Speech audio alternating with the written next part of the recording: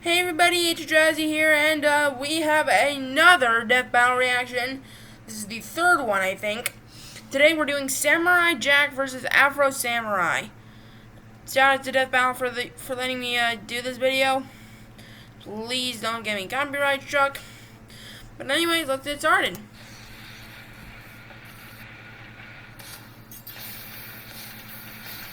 Among the soldiers of history, the samurai is one of the most. My current record is 1-1. So let's pit two of the best of them in a fight to the death. Samurai Jack, the warrior prince lost in time. And Afro Samurai, who's one cold-blooded mother effer. He's Wiz and I'm Boomstick. And it's our job to analyze their weapons, armor, and skills to find out who would win a death battle. Woohoo, hand drawn. Long ago, in a distant land, Aku, the shape-shifting master of darkness, unleashed an unspeakable evil. Ever watch this? A foolish samurai warrior wielding a magic sword stepped forth to oppose me. I mean him. And that nameless samurai became known as Jack. Jack was out. Jack. Yo, Jack. Jack was Jack. Okay, we get it. Into your enemies. Young Jack was the son of a Japanese emperor who had imprisoned Aku years before. However, upon Aku's return, the emperor and his army were quickly defeated. The last of all hope remained in the hands of his son. Oh, look how small he is.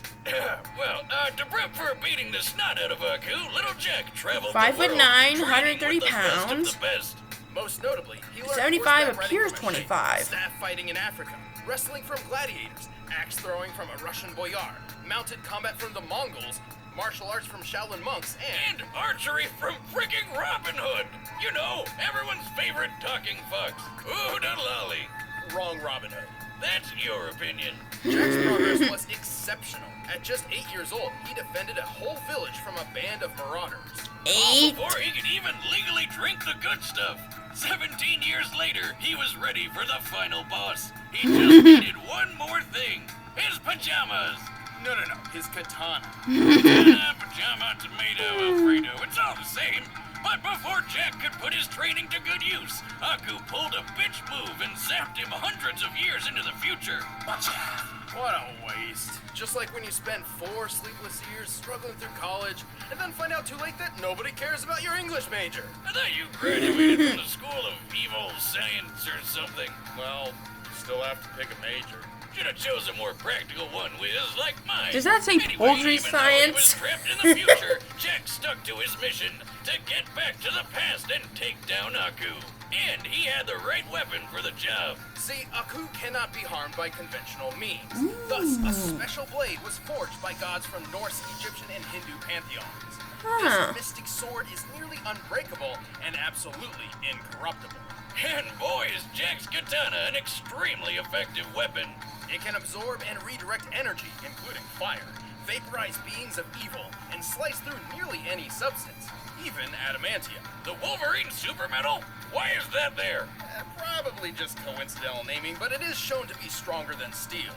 Of course it is. So the sword's pretty awesome, but so is Jack. He's strong enough to push over this giant pillar, tough enough to survive a fall from orbit, and fast Orbit? enough to defeat 6 Again. hunters in the Why? for one drop of water to hit the ground. By timing the drop, all this had to have taken place in about 1/3 of a second. He's like a ninja samurai.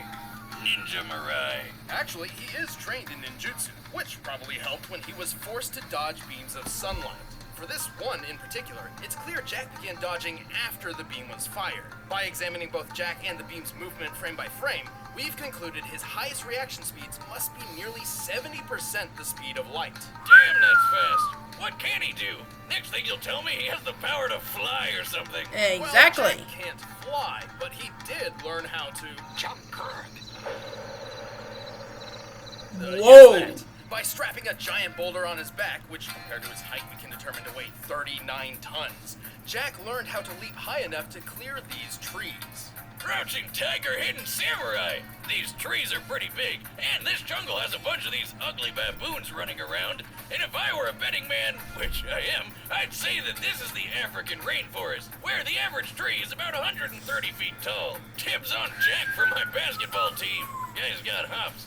we haven't even mentioned the time he survived several exploding missiles with his friend, the Scotsman.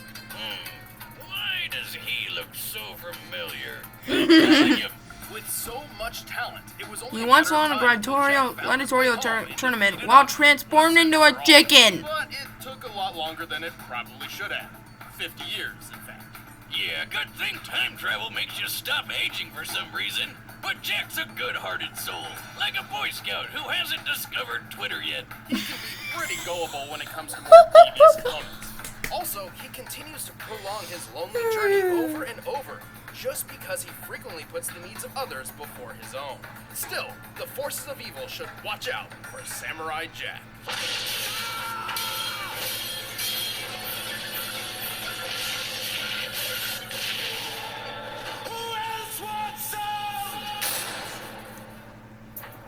I don't The care what this guy's stories that got. surround the This two next guy's got. sacred headbands are as many as the men Jack who is died going to in their win. pursuit. What's so special about some strips of head cloth? Legend says they were created by the gods, or they can grant the wearer supernatural powers. But in truth, the headbands only bring pain and loss. Such was the case with Afro Samurai. Ooh, Did his you hate to parents see really it. call him Afro? Talk about setting big expectations. Well, no, it's a nickname, but even if they did, have you seen his dad? I think they knew what to expect. Damn, just look at it. Oh, and hey look, he's got the #1 headband. Here's how this works. The person who wears the #1 headband is said to rule the world, and the only person who can challenge the #1 is whoever possesses the #2. In contrast, anybody can challenge the owner of the #2 for the right to wear that headband, and thus gain the right to challenge the #1. So, like, you just work your way up so that only one guy in the world can challenge you? So where do I get one of these headbands? Then no one will mess with me. Actually, the opposite would probably happen, which young Afro witnessed firsthand when some freak named Justice showed up with the #2 and killed his father right in front of him. Why does this always happen? You know, I always thought parenting was the hardest thing about being a dad, but at this point, I think it's just actually staying alive if your kid's ever gonna do anything great. Or just sticking around for them. Despite knowing that he was effectively creating a future challenger, Justice left Afro alone to mourn his loss. So, of course, Afro swore revenge and started learning swordsmanship under a swordmaster named Swordmaster. Who the hell is naming these people? Through Swordmaster's training of sword mastery, Afro learned the traditional samurai fighting styles of Kenjutsu and Kendo. Kenjutsu is all about how to kill an opponent as fast as possible, while Kendo is more about discipline and being zen and stuff. Naturally, Afro preferred the more kick-ass one. Right, Swordmaster's goal was to refine Afro's body and mind, instilling upon him a sense of honor, or Bushido. But that didn't quite mesh with Afro's thirst for vengeance. So, when he found out that Swordmaster had the #2 headband all along, he knew what he had to do. Oh, And now he could take down the guy who killed his dad. Alongside his new friend, / burden, Ninja. Oh, come the f*** on! Where did that come from? Now don't we look like shit? How you been, man? Well, it's not entirely clear. He's there, but at the same time, not there. Ninja is believed to be the guardian of the #2 headband, but all he ever really I like does him. is talk, and talk some more. He got arrows and grenades and shit. You ain't got no chance, dude. Though it's also possible that Ninja is simply a figment of Afro's mind, brought about by psychological stress. You know, I have an imaginary friend. Aren't you a little old for that? Not for Al Gundy. He's a gun who also talks to me. He tells me to do stuff. Okay. Anyway, to be honest, calling Afro a samurai is a bit misleading. He's actually more akin to a ronin, a samurai with no master. And so, with his swordsmanship perfected, Afro wandered the world searching for justice, carrying an arsenal fit for revenge. Including his father's sword. This super long blade has lasted through decades of battle without much issue. Perfect for kicking some ass. He also has a steel comb, which can be a surprisingly effective offensive and defensive tool. And since he doesn't care about that honor BS, he's not afraid to play dirty by attacking with his sandals. But while on the road to justice, Afro's #2 headband attracted all manner of dangerous enemies. Luckily, he's more than capable of dealing with each and every one of them. He's strong enough to cut other swords in half, throw his sheath through another guy's throat, and even tear off metal arms. Pretty impressive, as many modern metals have tensile strength as high as 80,000 pounds per square inch. Afro is fast enough to cut bullets out of thin air, and even a laser beam. I should note that it's not a plasma-based beam. It bounces off reflective surfaces, doesn't explode upon contact, and it's literally labeled a laser. This means Afro blocked a beam that moved as Are you fast serious, as my light, brother? more than 670 million miles per hour. Get this, that laser beam came from a robot version of Afro. Talk about metal. This Afro droid I could think easily this is smash gonna up a be car, closer and than our the one boy I Afro first just tore it thought. apart. He's survived getting hit by rockets, including this RPG that fragmented a giant cliff face. RPG in a motherfucking backpack! I think I smell math coming. This tree nearby is most likely a Japanese mountain ash, which can sometimes grow as high as 30 feet. With that in mind, we compared its height to the fragmentation created by the explosion, and compared the resulting surface area to the shear force for granite. With this, we deduced the RPG's highest possible explosive yield must be around 72 tons of TNT. Damn, what kind of mega rocket launcher are these guys packing?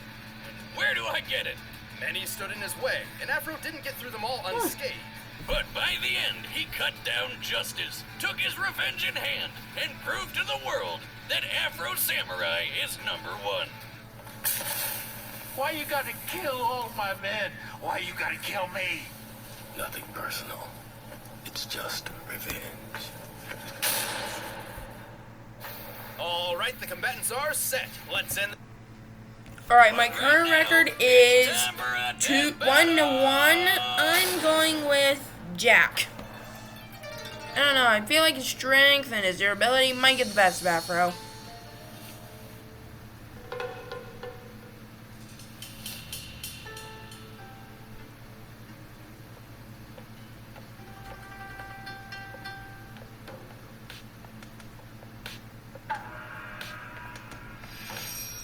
Here's the meetup.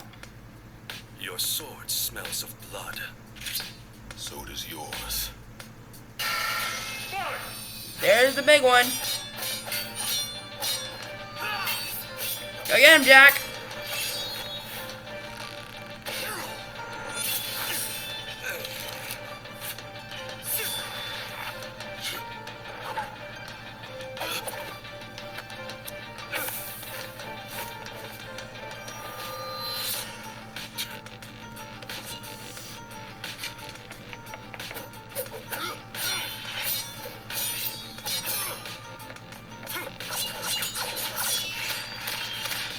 Oh, well that doesn't come into play later.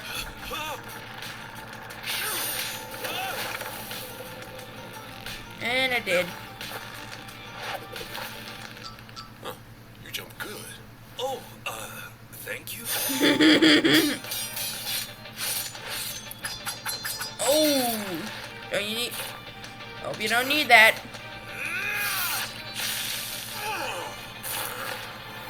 But you don't need that too, bud.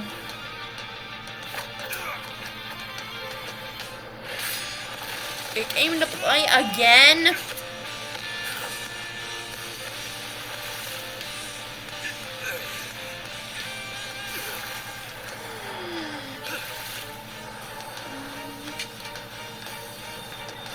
Here it comes!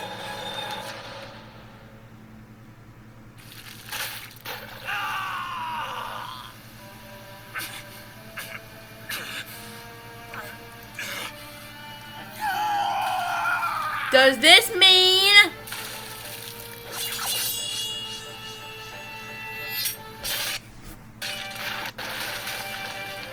Yes! That's 2-1, baby.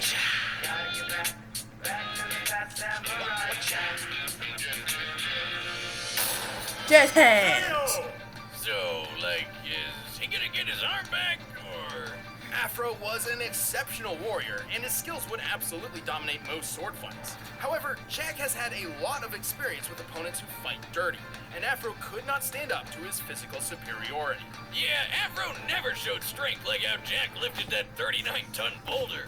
Jack could react as fast as 70% the speed of light. Afro did block that light speed laser beam, but based on the distance between him and the Afro droid, he only needed to react around 21% the speed of light to do this, still putting him at impressive relativistic speeds, but not even half as quick as Jack. Also, Yeah. while Afro survived that mega-sized RPG explosion, don't forget how Jack survived a fall from orbit.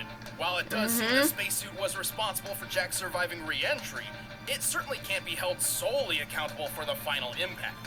Starting his descent from the Kármán line, or the boundary between Earth's atmosphere and space, Jack covered a distance of 62 miles in just under 7 seconds, moving well over terminal velocity, Thanks to being propelled by exploding space speed.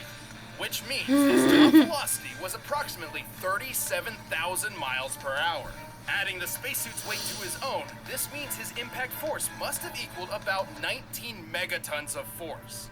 Way more than anything Afro survived. 19 And he just got up and walked megatons. away. Badass. In the end, Jack was just too fast, too strong, too tough, and too well trained for Afro to handle. The winner. I say is booty Samurai user. Jack. Thanks for watching. If you guys want exclusive commentary on the episode, just click that little box right over there. And if you want the battle music from this episode, you can get it by clicking the link in the description.